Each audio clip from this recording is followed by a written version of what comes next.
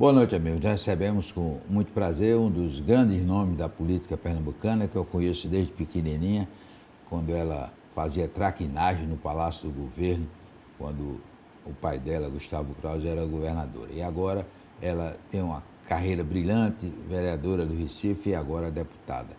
Priscila Krause, você deixou a União e foi disputada por vários partidos. Qual é o seu novo partido? Meu partido é o Cidadania. Escolhi o Cidadania porque faz parte dos partidos de oposição aqui em Pernambuco e me deu toda a liberdade para seguir defendendo aquilo que eu acredito, que meu eleitor já conhece e está dentro do projeto da ex-prefeita de Caruaru, Raquel Lira, né, como pré-candidata a governadora de Pernambuco. Então, me senti à vontade para entrar no Cidadania e seguir nele. Eu quero saber que na urna eleitoral, em outubro, o nome Priscila Krause vai estar como candidata a senadora, vice-governadora, deputado estadual, deputado federal. Vai estar em quê? Meu nome estará lá, certamente, como deputada estadual. Agora, eu me sinto, João, muito distinguida pelos meus colegas e aliados da confiança de ter o nome lembrado para tantos outros cargos e cargos importantes e que honram a qualquer um e principalmente a mim. Mas o foco é na reeleição de deputada estadual. Ô Priscila, você tem um sobrenome pesadíssimo, né? Krause, seu pai foi uma legenda da política pernambucana, ocupou vários cargos com a maior correção, é sempre citado por sua competência. É difícil carregar esse sobrenome? É nada. Eu costumo dizer que eu sou carregada pelo nome Krause.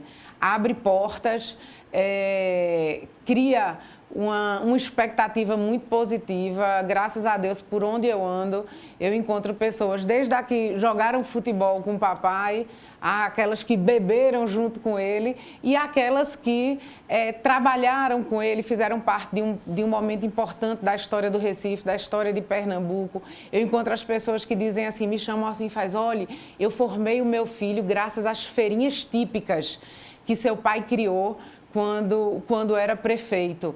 E fora os morros do Recife, as áreas de alagados, então programas de preservação do patrimônio histórico. Então eu digo que esse nome ele é leve demais e me carrega para todo lugar. Eu tenho o maior orgulho. Se eu pudesse, eu andava com ele aqui na testa. Ele só tomava vodka, ainda continua só tomando vodka? Ele gosta muito de cachaça. Cachaça É também. Cachaceiro? Cachaceiro daquele assim, legítimo. Hoje em dia ele bebe pouco no que diz respeito à quantidade. Antigamente ele bebia mais um pouquinho. Hoje ele bebe um pouco, mas ele diz que a melhor bebida, a mais pura de todas, é a cachaça. E aí tem várias cachaças aqui pernambucanas que ele gosta muito, que ele toma e de vez em quando uma mineira também.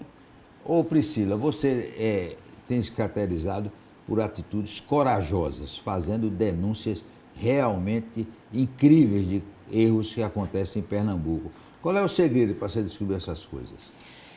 Veja, primeiro um olhar muito atento ao funcionamento da máquina pública. A gente procura fazer uma leitura do orçamento do Estado, de como esse orçamento é executado e através de que meios, né? Então, com isso, a gente consegue identificar o que verdadeiramente é uma prioridade. Por exemplo, não dá para dizer que o combate à violência contra a mulher é uma prioridade quando você tem para manutenção de toda a rede de apoio às mulheres, você tem um orçamento de R$10 mil. Isso é um orçamento inexistente. Esse fato é real. Matando cada vez mais mulheres. Matando cada vez mais mulheres. Por outro lado, a gente consegue também, fazendo esse acompanhamento, identificar políticas que não trazem resultado, mas infelizmente a gente consegue identificar também ações que têm fortes indícios de corrupção. E aí, aí eu vou no automático. Eu, às vezes, não penso muito nas consequências pessoais de fazer essas denúncias, mas ficar atenta ao dever público que eu tenho e chamar para junto e provocar os órgãos de fiscalização, o Ministério Público. E o negócio Público. Dos remédios. Pois é.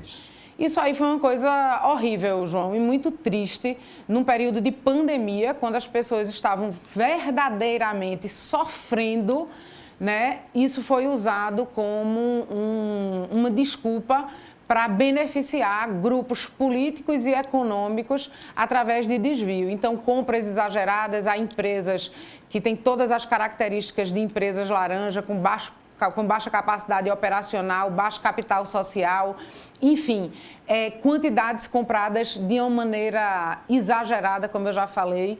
Um mês e meio atrás, eu denunciei o descarte de mais de 10 mil unidades de antibiótico, um ano por vencimento na validade.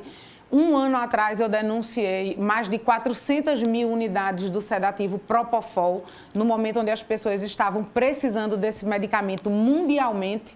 O Recife e o estado de Pernambuco jogaram fora, incineraram cerca de 400 mil unidades. É uma coisa que dói na alma, mas que a gente tem que cumprir. Eu não fico nem um pouco feliz quando eu encontro uma política pública que ela não acontece bem por conta de desvios de corrupção, mas faz parte do meu trabalho. Agora, você está na mídia sempre por essas ações absolutamente corajosas, né? Acho que não tem homem na Assembleia para fazer, você está fazendo o trabalho deles todinho, mais corajosos que os homens todinho. Mas você também tem a coragem de uma mulher que se inspira em outras mulheres. E mais ações positivas que você tem feito lá. Sim, eu queria trazer uma à tona, que é o marco legal da primeira infância. Hoje é lei, aprovado na Assembleia, de minha proposição, que tem como objetivo estabelecer as diretrizes das políticas públicas para a primeira infância. Crianças de 0 a 6 anos. E isso é fundamental, isso é um divisor de águas, porque existe, inclusive, prêmio Nobel, que já demonstrou que é muito mais inteligente, muito mais vantajoso você investir no ser humano nessa primeiríssima, que é de 0 a 3 anos, e na primeira infância. E que com isso a gente consegue ter um adulto mais saudável, mais preparado para os desafios do dia a dia e uma sociedade efetivamente melhor, né? Menos violenta, mais igual. Enfim, então eu acho que esse projeto, essa lei é uma lei muito especial para mim, mas para o futuro. Independente de quem esteja à frente do governo, terão sempre aquelas diretrizes a serem obedecidas. Ô, deputada, a senhora se abalou com a notícia da queda do teto do Hospital da Restauração e com o incêndio que pegou as palafitas do Pina? Demais. Quando a gente recebeu aquele vídeo, a gente estava, inclusive, numa reunião no CIMEP, no Sindicato dos Médicos. Assim, eu não acreditava. E eu tinha à noite também uma reunião de prestação de contas de mandato. Eu só consegui assistir o vídeo depois da reunião, porque quando eu comecei a assistir, começou logo a me dar uma angústia muito grande. Uma pessoa entubada, o teto caindo em cima e uma tragédia absolutamente anunciada. Se você for qualquer hospital da administração direta do Estado, pode acontecer o que aconteceu na restauração. Então, não é um problema pontual de uma tubulação que estourou, não. É um descaso de anos. E eu pensei na agonia e no desespero da família daqueles pacientes que viram aquilo, né? A palafita, 15 dias antes, eu estava com Raquel Lira, numa outra palafita da cidade, mas muito próxima ali, nas palafitas do Bode, conversando com as pessoas e falando sobre política habitacional e sobre a importância de dar uma moradia digna. E aí, 15 dias depois, a gente vê aquela cena que também é uma tragédia anunciada. O Recife e o estado de Pernambuco não têm política habitacional. Não tem. Para você ter uma ideia, o habitacional do Pilar, que foi da época de Roberto Magalhães, ainda não foi totalmente entregue. Você tem outros, Vila Brasil, você tem vários outros nos Coelhos. E enfim. Esse do Aeroclube, que é um mistério? Pois esse do Aeroclube, um dos primeiros guias eleitorais de Geraldo Júlio foi dentro de uma palafita no bode, conversando com a mulher e dizendo que ela ia para aquele habitacional. Absolutamente nada foi feito na campanha de reeleição.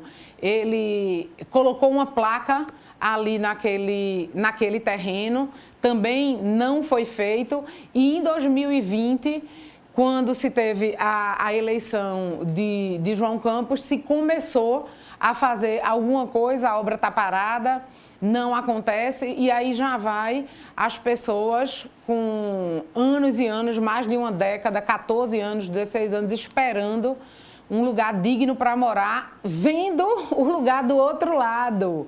E as coisas não acontecem. Então é uma falta de respeito muito grande. O deputado só tem saudade da Câmara, né? Eu tenho. Vereadora, né? Eu tenho porque o dia a dia da Câmara, ele é mais intenso e ele é mais comum. Então, quando você fala, se você fala do Ibura, se você fala de Santa Amaro, se você fala de Casa Amarela, se você fala do centro do Recife, todo mundo que está ali se enxerga um pouco naquilo. Na Assembleia, a gente tem as diferenças regionais muito grandes. Então, claro que com o tempo você vai conhecendo mais, vai aprendendo, vai tendo essa oportunidade. Mas, às vezes, falar de uma realidade distante geograficamente, ela é verdadeiramente distante do dia a dia de quem está ali na capital. E a cidade ela é mais pulsante, mas eu gosto muito e tenho muita honra de ser deputada estadual também. Mas o sonho da política é com Deus, né? O futuro na política. Sim. Da política e da vida, né? Eu acho que a gente se prepara, a gente pede a Deus aquilo que a gente acha que é melhor para a gente e Ele guarda o lugar correto, com a missão correta que a gente tem que cumprir. Quando eu me candidatei a primeira vez em 2010, quando eu perdi a eleição para deputada estadual, eu agradeci dizendo isso. Que a gente pede a Deus o que a gente quer e Ele guarda para a gente o lugar que é certo. Olha, você é conhecida por ser uma das primeiras e das últimas a sair da Assembleia. E a esposa e a mãe, como é que estão nisso?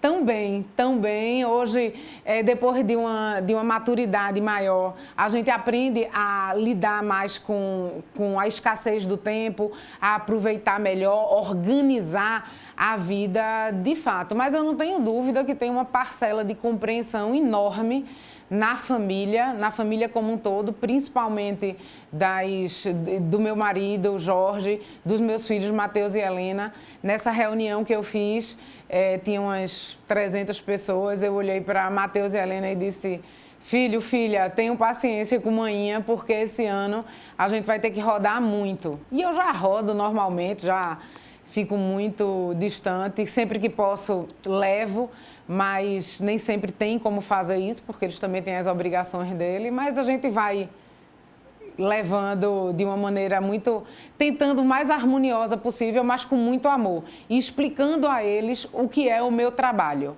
É cuidar muitas vezes de quem a gente não vê, do que a gente não sente, porque quem sente é o outro, porque quem precisa é o outro. Depois do intervalo, nós vamos continuar conversando com a deputada Priscila Krause.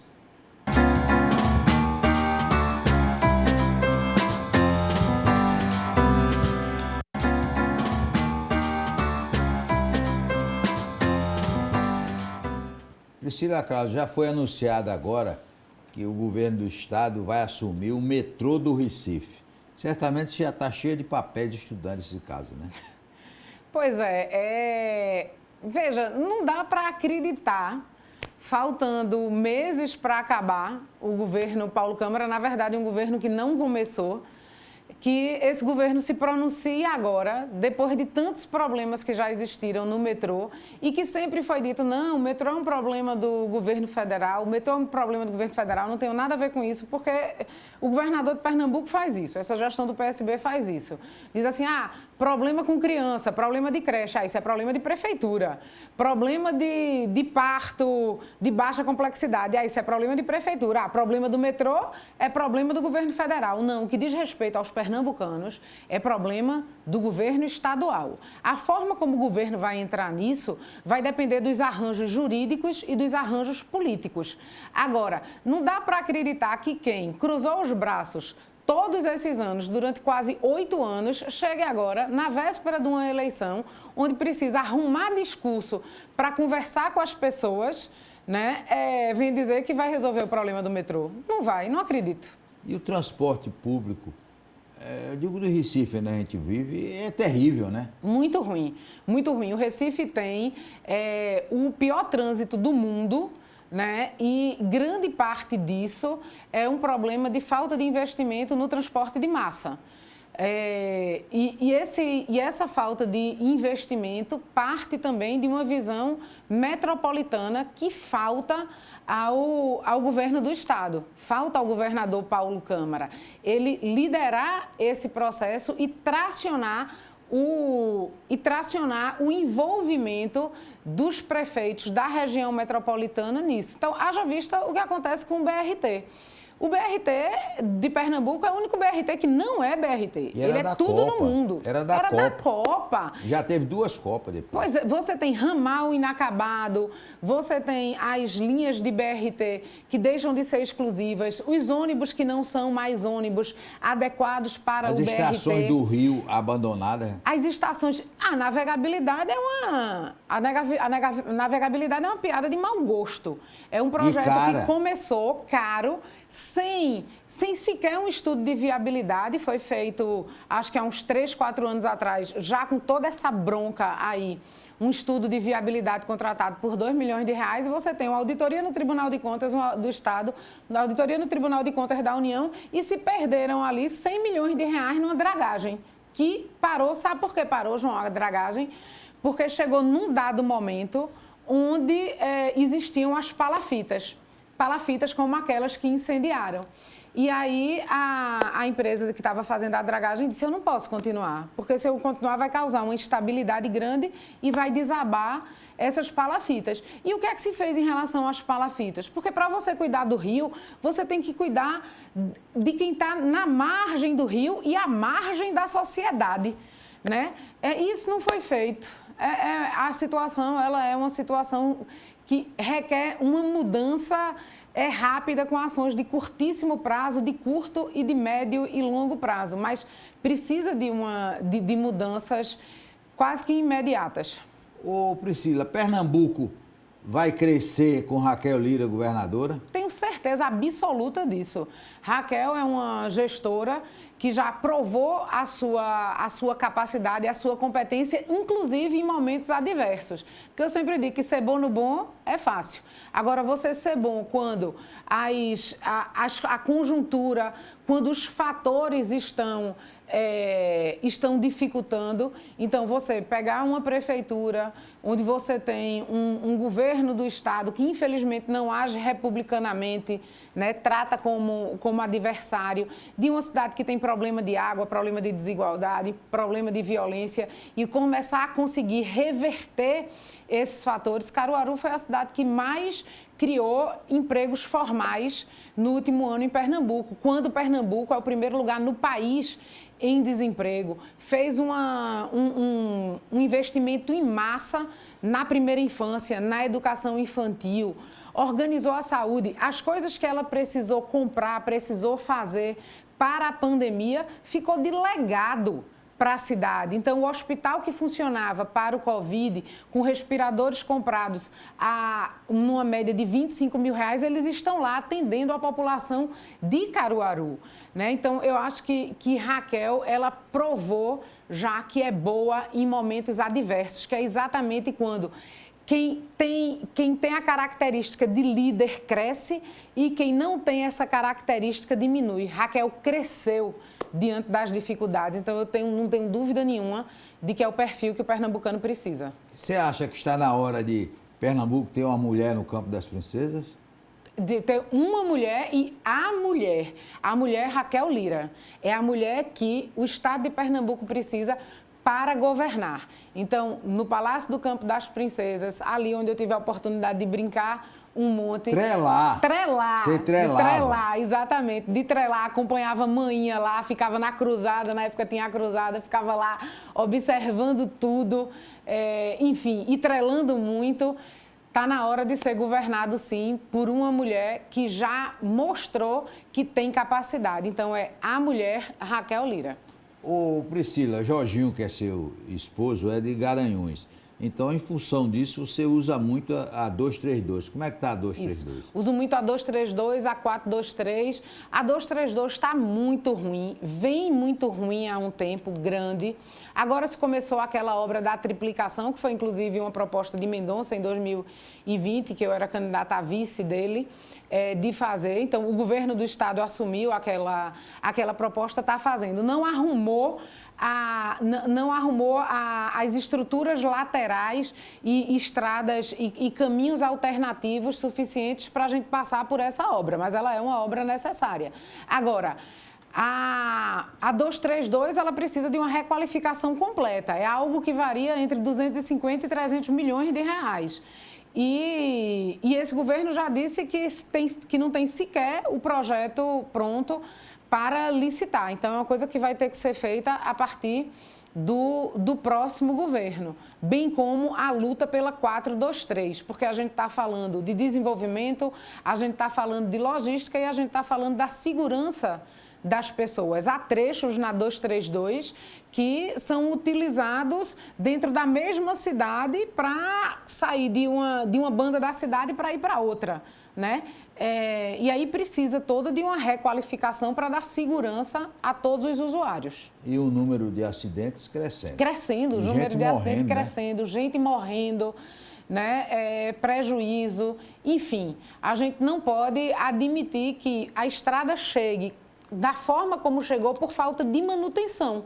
Porque se tivesse tido a manutenção adequada, seria mais barato e a situação estaria diferente para as pessoas que usam a 232, que é um eixo de desenvolvimento. Priscila, você que tem andado com Raquel aí pelo estado todo, o problema da água é muito sério em Pernambuco? Seríssimo, seríssimo. E às vezes, dependendo de onde a gente mora no Recife, a gente acha que é um problema do interior do estado, que é um problema do Agreste, que é um problema do Sertão. Não. Esse problema da água, ele está espalhado em todo o estado. E na capital, no Recife, região metropolitana, nós temos áreas centrais que não têm água, ou às vezes até tem água, mas não tem o tratamento de esgoto adequado. O Recife figura como uma das piores cidades, entre as 100 maiores do país, entre os piores locais em distribuição de água e esgoto, principalmente esgoto. O Agreste é o lugar onde a gente tem no país a pior distribuição hídrica. E a gente não vê andar a PPP da Compesa, a gente não vê melhorar a qualidade do serviço prestado. O índice de desperdício no Brasil de água potável, ele é imenso, é algo em torno de 45%.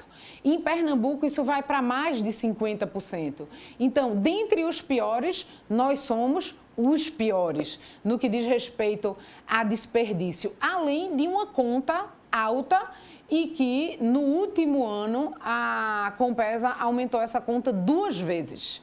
O que, inclusive, ensejou e motivou um projeto de lei meu fazendo uma proibição de que uma concessionária pública seja, e no caso da Compesa, ela é pública, é uma empresa pública, ela tenha um aumento de tarifa 2 vezes por ano.